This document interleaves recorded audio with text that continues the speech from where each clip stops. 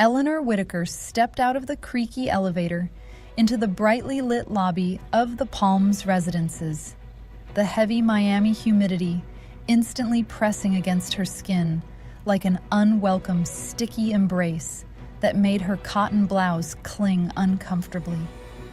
At 68 years old, with her silver hair neatly pinned into a practical bun and a few rebellious strands framing her kind but weathered face from years under the Florida sun, she moved with the deliberate, measured grace of a woman who had spent 37 long years teaching energetic third graders.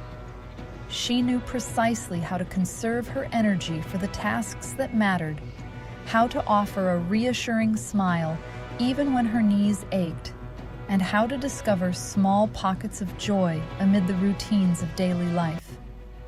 In her right hand, she carried a faded canvas tote bag, carefully packed with biodegradable poop bags in cheerful pastel colors, an assortment of liver-flavored treats that the dogs adored, a collapsible water bowl for hot days, a small tube of sunscreen to protect her fair skin, a compact first aid kit for minor paw injuries, and, tucked away more recently for peace of mind, her late husband Robert's old pocket knife with its worn wooden handle.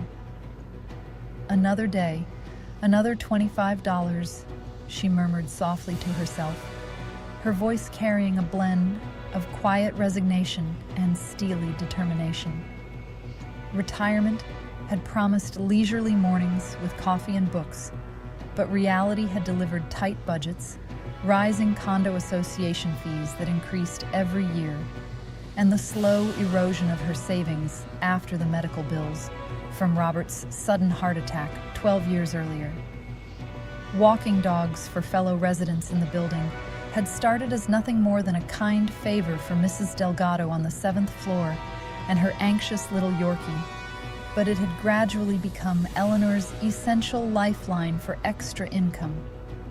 The cash payments came with no complicated taxes or paperwork.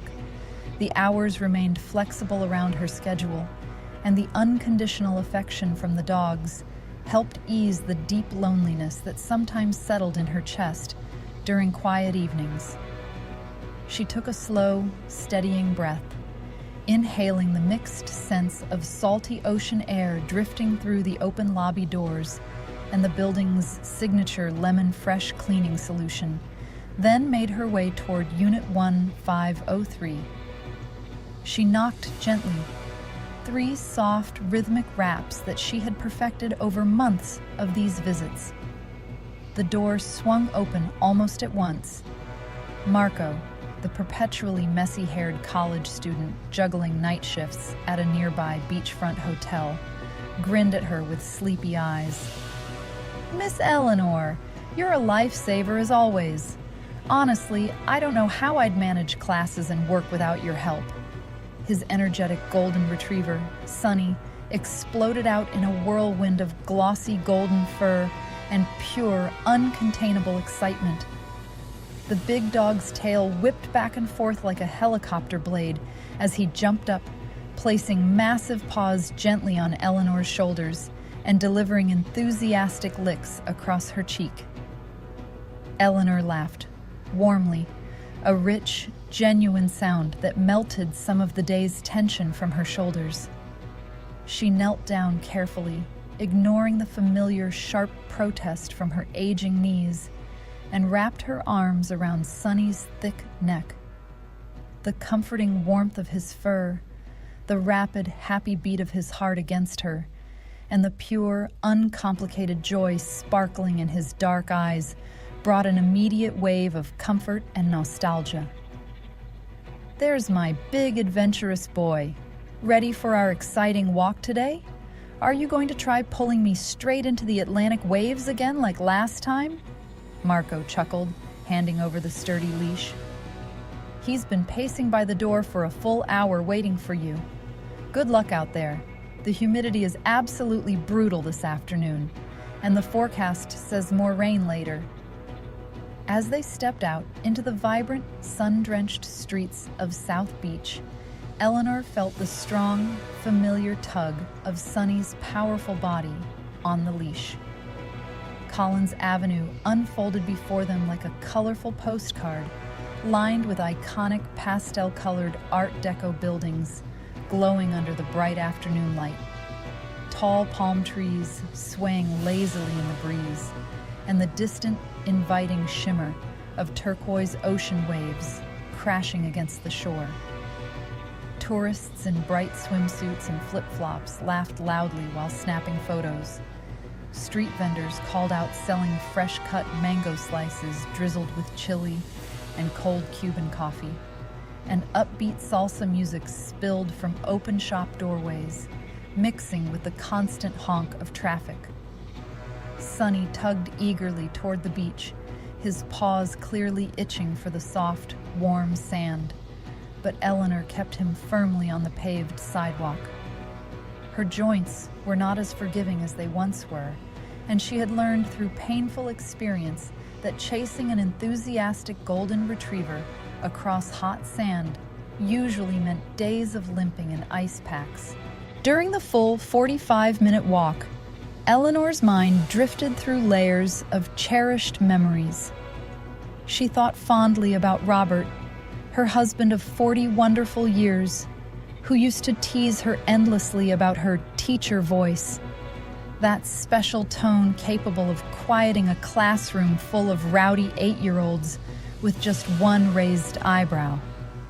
She missed his booming laughter that filled every room, his disastrous but enthusiastic cooking experiments in their tiny kitchen, and the way he would surprise her with fresh flowers on random Tuesdays just because. Her 3 grown children felt so far away. Sarah building a career in rainy Seattle, Michael navigating corporate life in bustling Chicago, and the youngest, Emily, raising her own family in Atlanta. Video calls with the grandchildren were precious, but never quite replaced the warmth of real hugs or cozy story time on the living room couch. In many ways, the dogs she walked filled some of that emotional emptiness. Their loyalty, excitement, and simple needs reminded her daily that life still offered gentle pleasures worth savoring. If you're enjoying this heartwarming start to Eleanor's story so far, please like and share it with your friends who love tales of everyday courage. By the time they returned to the cool lobby, Eleanor's legs felt heavy and tired. Her blouse stuck uncomfortably to her back with sweat, but her spirit felt noticeably lighter and renewed. She handed Sunny back to Marco with a fond pat, accepted the crisp $25 bill with a grateful smile and nod, and turned slowly toward the elevators. That was the moment she noticed him again. Daniel Ruiz, from Unit 1204. He sat relaxed in the same worn leather armchair near the cluster of tall potted palms, his phone held loosely in one hand as he waited patiently for the next Uber ride request to come through. Mid-40s, with dark hair showing early silver threads at the temples, broad shoulders that filled out his plain black polo shirt, and a quiet, watchful intensity in his deep brown eyes that spoke of someone who had seen his share of life's harder moments. He had moved into the building 6 months earlier, following a painful and messy divorce. The active building gossip network whispered that his wife had left him for a younger, supposedly more spontaneous partner. Daniel mostly kept to himself, but he remained unfailingly polite and kind in every interaction. "Evening, Mrs. Whitaker," he greeted her, his voice low, steady, and warm, with that soft Miami accent that gently rounded the edges of his words. "You look like Sunny gave you quite the full workout today. That dog has endless energy." Eleanor smiled back warmly, wiping a loose strand of hair from her damp forehead. "He certainly tried his best to turn me into a human kite today. How are you holding up, Daniel? Still letting the unpredictable Uber algorithm dictate your daily fate? He offered a small, rueful half-smile that didn't fully reach his eyes but still carried genuine humor. Bills have a way of not paying themselves, unfortunately. The summer tourists keep the rides steady at least.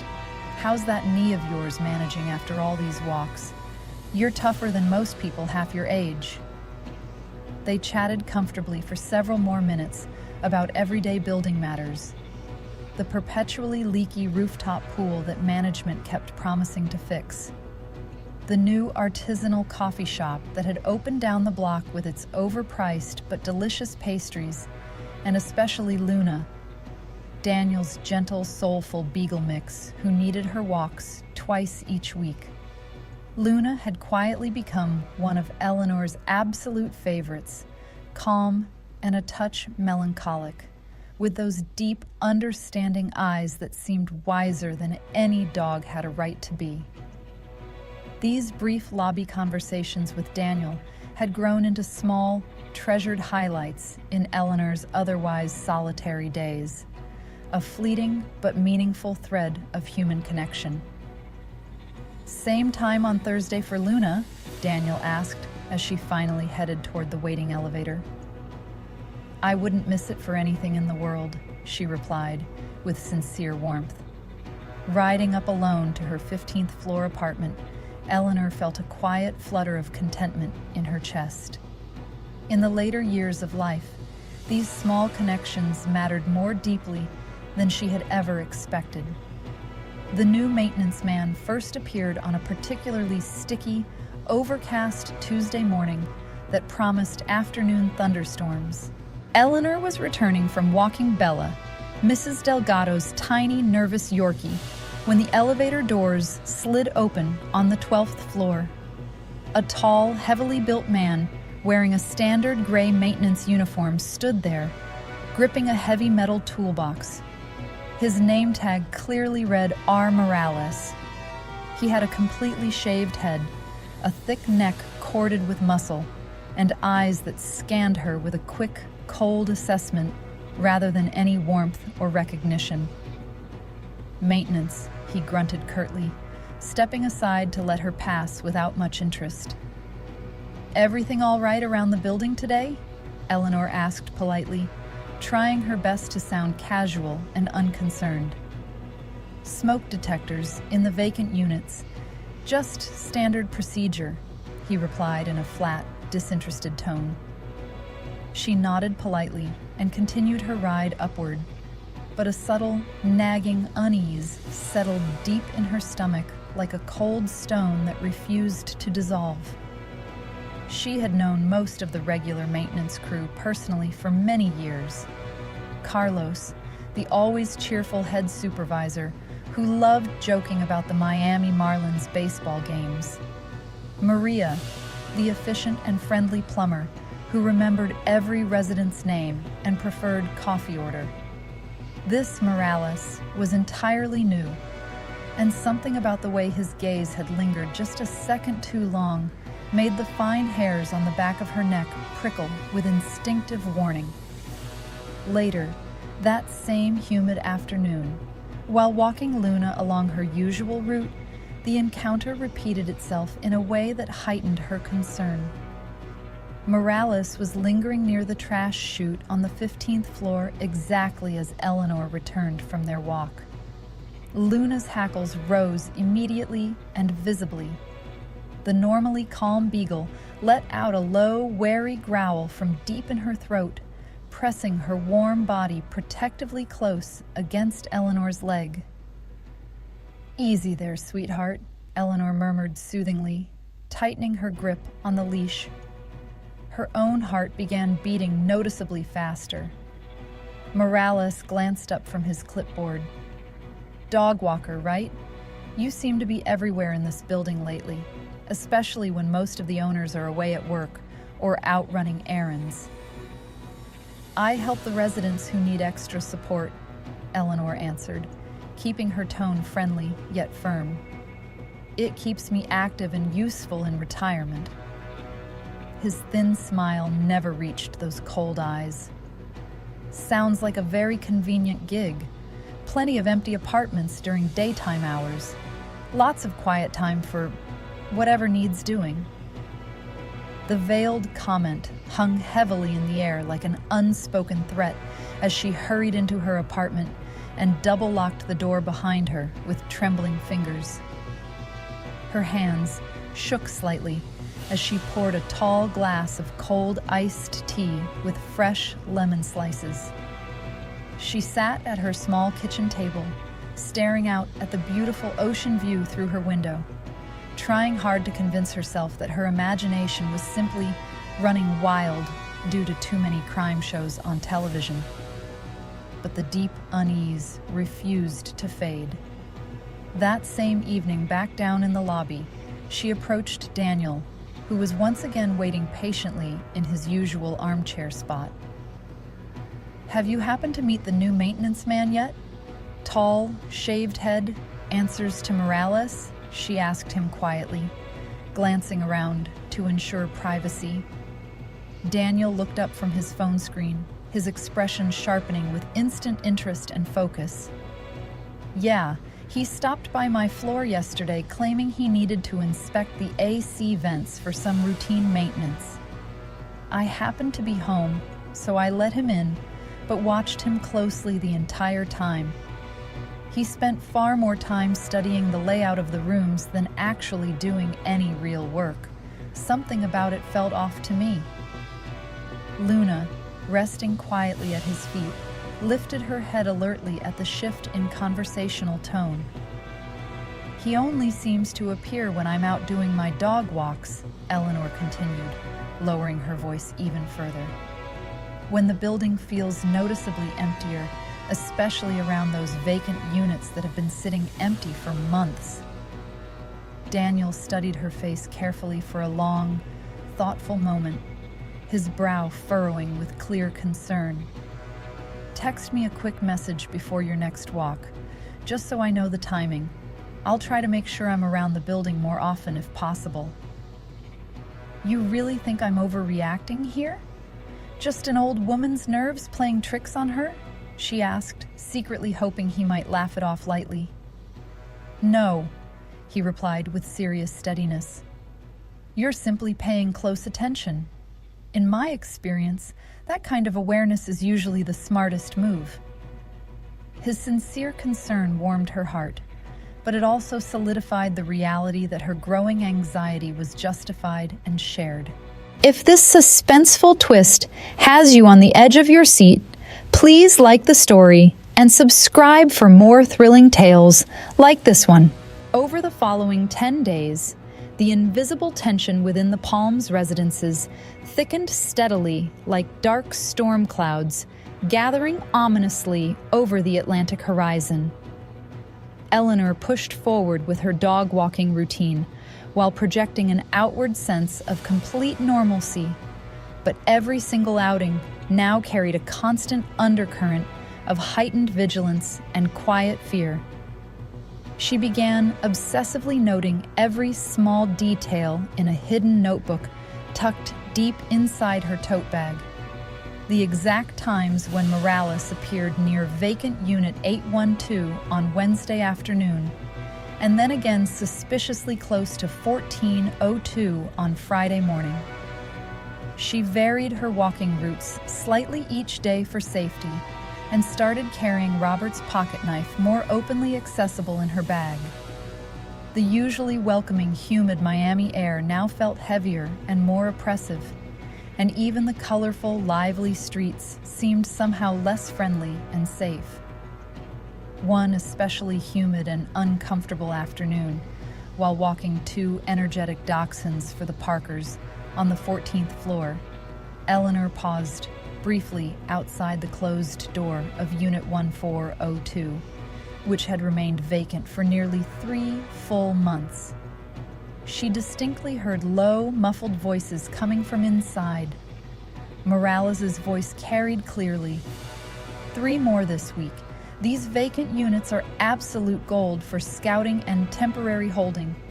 No active cameras covering this side of the hallway yet. And that old lady with all the dogs keeps the residents nicely distracted and busy. Ideal setup for us." Another man responded in rapid, hushed Spanish. Eleanor caught several chilling fragments that made her blood run cold. Fresh arrivals from the border run. Keep them quiet and properly sedated. Miami port contact, standing by for quick transfer. Her entire body turned to ice with fear. The dachshunds tugged curiously at the leash, but she backed away as silently as possible, her heart hammering so violently she worried it might echo down the empty hallway. Just as she reached the elevator doors, Morales stepped out suddenly from the nearby stairwell, momentarily blocking her path. "Everything all right with those little dogs today, Mrs. Whitaker?" he asked, his voice polite on the surface but laced with unmistakable underlying menace. "Perfectly fine, thank you," she managed to reply, forcing her warmest, most disarming grandmotherly smile, even as terror clawed at her throat. His cold stare lingered far too long before he finally stepped aside, allowing her to escape.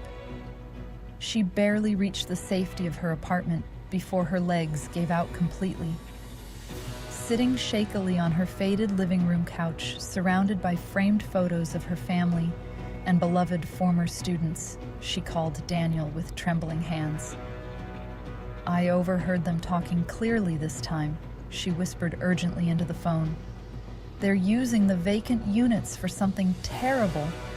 Girls being brought in from the border. This situation is much bigger and more dangerous than I first imagined."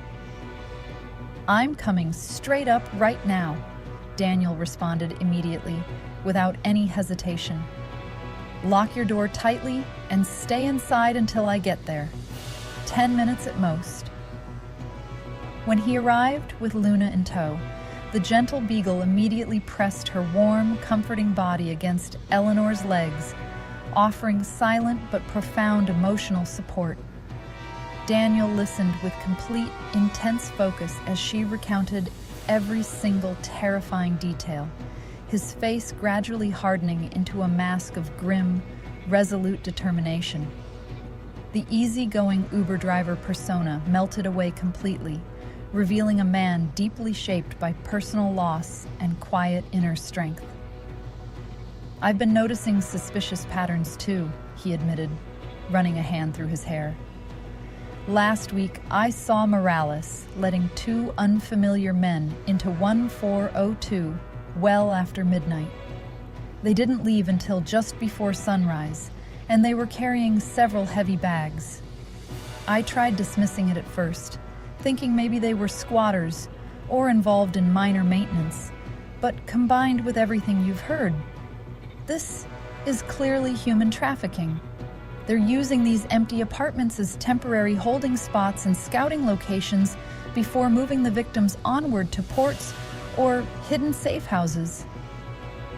Tears filled Eleanor's eyes as vivid memories flooded her mind of the countless bright-eyed children she had taught over decades, each one full of innocence, potential, and beautiful dreams.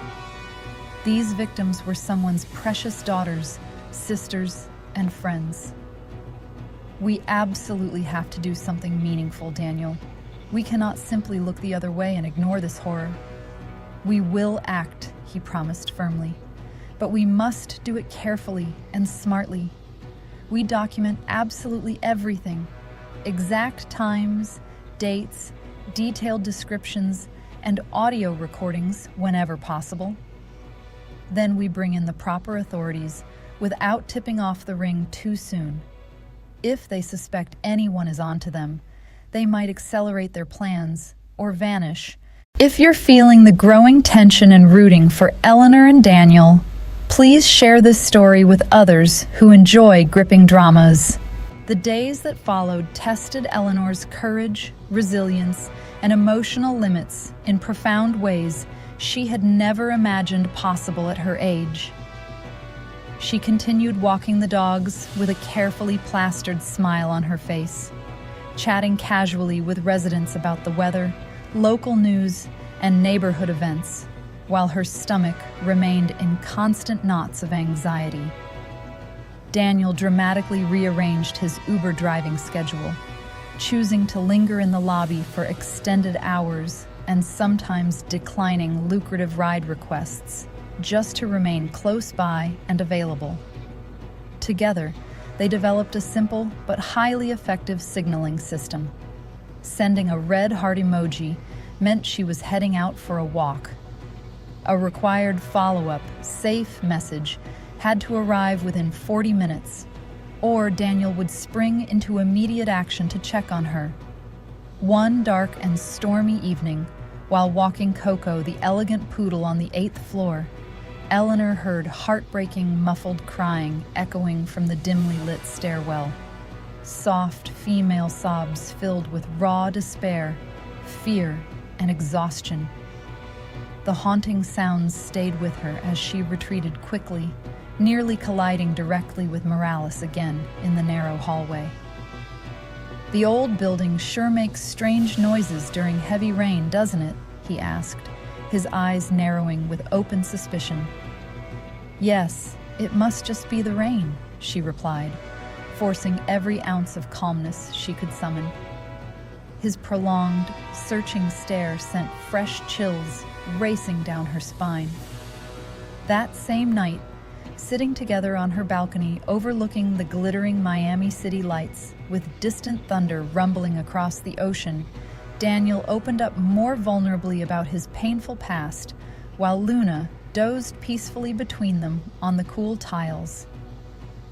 "My younger sister Sophia disappeared without a trace in 2018, he said, his voice growing thick with long-buried pain and regret.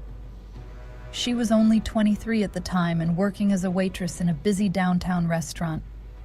One ordinary night, she simply never came home. The police quickly suggested she might have run off with a new boyfriend, but I knew my sister deeply. I drove Uber for years afterward, desperately scanning every single passenger's face in the rearview mirror, hoping against all odds I would spot her. Every young woman with dark hair made my heart stop cold. I failed her back then. I refuse to fail these girls now if I can help it." Eleanor reached out and took his calloused, strong hand gently in both of hers. "I am so deeply sorry you've carried that kind of heavy loss alone for so long, Daniel. No brother or family member should ever have to endure such unending uncertainty. You truly are a good and honorable man for stepping up like this." He squeezed her hand back with quiet gratitude. "You've unexpectedly given me real purpose again, Eleanor. A retired teacher and a tired, divorced Uber driver. Probably the most unlikely team imaginable in all of Miami. Yet here we are, facing this together." She smiled through the tears that had gathered in her eyes. "Please call me Eleanor from now on. No more formalities. We're true partners in this fight." The dramatic breaking point finally arrived on a violent, rain-lashed Thursday night that would change everything. Torrential downpour hammered relentlessly against the building windows. Loud thunder cracked sharply across the Atlantic, causing the entire structure to vibrate. Eleanor had just completed Luna's evening walk when she witnessed Morales and another man hurriedly pushing a large, suspicious laundry cart toward the service elevator on the 14th floor. For one horrifying split second, a small, pale, trembling human hand slipped out from beneath the covering sheet before being shoved back inside roughly. Her breath caught sharply in her throat. Without wasting a moment, she texted Daniel urgently. "Now. Service elevator, 14th floor, urgent. They have someone." He arrived within minutes, breathing hard from sprinting up multiple flights of emergency stairs. He had already quietly alerted a trusted retired detective friend with active police connections, but they needed solid, real-time confirmation before full escalation. Together, With Luna trailing silently and loyally at their heels, they crept carefully up the stairwell. Daniel clutched a small digital recorder tightly. Eleanor gripped Robert's pocketknife firmly in her sweaty palm, her heart thundering wildly in her chest. From inside Unit 1402, the voices drifted out clearly through the slightly ajar door. Keep all of them properly sedated until the transport van arrives at exactly 3 a.m. The boss confirmed the Miami port contact is fully ready and waiting. 5 girls in this current batch should bring excellent money once they reach the other side. Through the narrow gap, they glimpsed 3 terrified young women huddled together on the bare floor, their wrists tightly bound with plastic zip ties, eyes hollow and filled with overwhelming exhaustion and fear. Morales and his 2 accomplices casually counted thick stacks of cash while checking multiple burner phones. Luna suddenly let out a low, protective growl. Morales' head snapped sharply toward the door. "Who's there? Show yourself right now!" Instant chaos erupted in the hallway. Daniel quickly shoved Eleanor protectively behind him as Morales charged forward like an enraged bull. Fists flew in a rapid, violent blur. Daniel absorbed a hard punch to his jaw, but delivered a powerful counterblow that sent Morales staggering backward into the wall with a heavy thud. Eleanor screamed at the absolute top of her lungs, banging frantically on neighboring doors with all her remaining strength. "Help! Human trafficking! They're holding women hostage right here! Call 911 immediately!" Several brave residents emerged from their units, some rushing to join the physical struggle, while others dialed emergency services on their phones. Eleanor slashed wildly and desperately with the pocketknife at one attacker's arm when he lunged aggressively toward her, successfully drawing blood and eliciting a sharp howl of pain. Sirens finally wailed loudly in the distance, growing rapidly closer as multiple police cruisers and ambulances converged on the Palms. Blue and red emergency lights flashed dramatically against the rain-streaked windows. Officers swarmed efficiently throughout the building, slamming the traffickers against walls and cuffing them securely. The young women were gently freed from their restraints, wrapped in warm blankets, and immediately attended to by caring paramedics as they broke down, sobbing with overwhelming relief and gratitude. Hours later, as the fierce storm finally eased into a gentle, calming drizzle, Eleanor and Daniel stood side by side in the brightly lit lobby, utterly exhausted but deeply triumphant. Luna sat loyally between them, her tail thumping wearily against the cool tile floor. "You were incredibly brave and strong tonight," Daniel said softly, lightly touching the darkening bruise forming along his jaw. "Most people would have run away in fear." "We were both brave together," Eleanor replied, her voice hoarse yet filled with quiet, profound pride. "I truly could not have faced any of this alone. Thank you for believing in me from the very beginning." If this powerful climax and heroic ending moved you, please like, subscribe, and share this full story so others can experience it too. In the weeks and months that followed the dramatic events, life at the Palms residences slowly but meaningfully transformed for the better. News crews and investigative reporters swarmed the building entrance for several days straight. The fully dismantled trafficking ring was revealed through official channels to be part of a much broader criminal network operating across South Florida, with troubling connections to border operations and international shipping ports.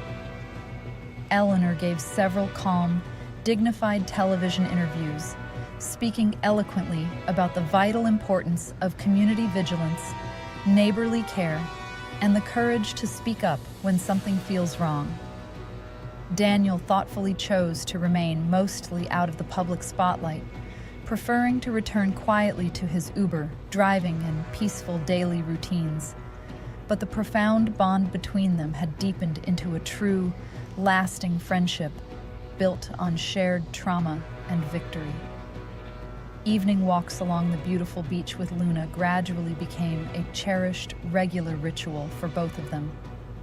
The golden Miami sunsets painted the vast sky in brilliant, breathtaking shades of pink, orange, and purple as gentle waves lapped rhythmically at the shore. Eleanor no longer needed the dog-walking income quite as desperately. A substantial reward from the authorities, combined with a significant surge in new clients, had finally helped stabilize her finances.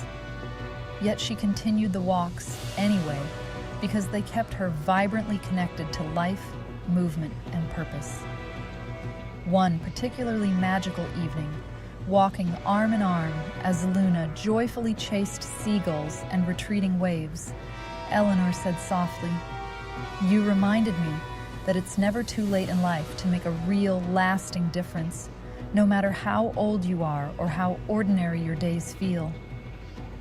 Daniel smiled warmly at her, the deep lines of past pain and sorrow finally easing from his face. "And you showed me that light, hope, and courage can emerge beautifully from the most ordinary places. A retired teacher with her simple dog leash, a watchful neighbor, and the willingness to act when it matters most." The endless Miami sky stretched beautifully above them, vast and full of renewed hope, possibility, and brighter tomorrows. Two unlikely everyday heroes had successfully turned routine vigilance and quiet concern into something truly extraordinary, proving once again that real heroes often wear ordinary clothes, carry nothing more dramatic than kindness and observation, and find strength in the most unexpected partnerships. Residents throughout the building now waved more warmly to one another in the hallways, checked on their neighbors more frequently and thoughtfully, and kept their eyes and hearts more open than ever before. Because sometimes the greatest adventures and most important fights against darkness begin in the quietest, most unassuming corners of life, with nothing more than a simple dog walk, a concerned conversation in the lobby, and the profound courage to speak up when it matters most.